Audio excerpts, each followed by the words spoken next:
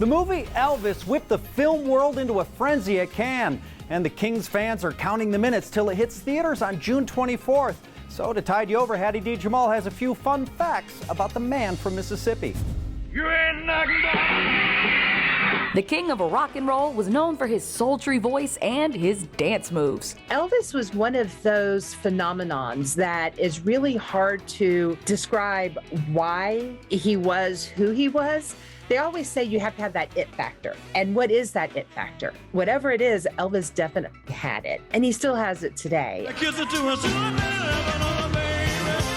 We spoke with Angie Marchese, Vice President of Archives and Exhibits at Graceland, to learn about the king. Our first factoid, he still holds a Billboard record. 45 years after Elvis's passing, Elvis actually holds the record for the most top 40 hits with 114. The next person in line is Drake, who only has 113. A few songs that made the list: Suspicious Minds, In the Ghetto, Don't Cry Daddy, or even, Hound Dog, Blue Suede Shoes, Jailhouse Rock. That jailbird sing that rock.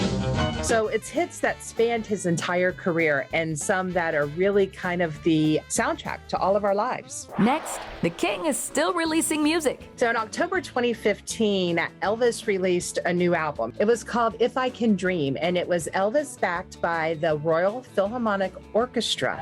Someday you want me dear.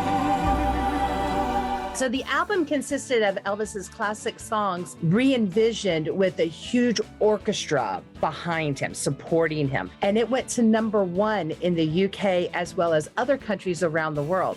The interesting fact is the #2 album of the year in the UK behind Elvis was Adele. Angie's third factoid, Elvis bought his home Graceland when he was just 22 years old. By that time, he was already an international star, was in the process of filming his second movie, and had had 6 #1 songs in 1956. And the price back then? Paid a little over $102,000 for the house. That included that mansion as well as the 14 acres of land that it sits on. Today, it's priceless. Can't put a dollar sign on it. It's totally priceless. Since opening up for tourists in 1982, Graceland is the second most visited home in the United States, second to the White House. And we've welcomed over 23 million visitors through Graceland's front door in almost 40 years. Lord Almighty, I feel my temperature rising. And those are fun facts about the Elvis Presley. Thank you.